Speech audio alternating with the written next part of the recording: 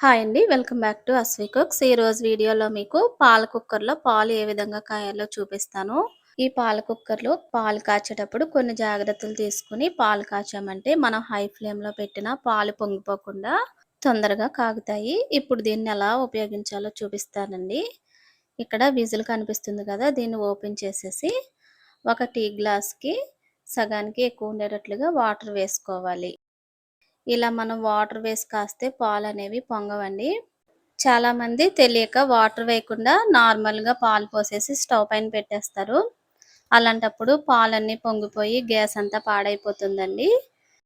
ఇలా వాటర్ వేసిన తర్వాత మామూలుగా మళ్ళీ విజిల్ పెట్టేసుకోవాలి. ఇలా పెట్టుకున్న తర్వాత పాలను పోసుకోవాలండి.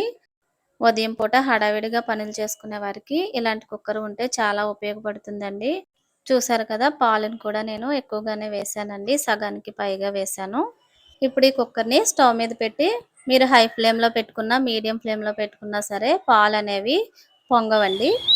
పాలు కాగిన తర్వాత కుక్కర్ విజిల్ వస్తుంది చూడండి.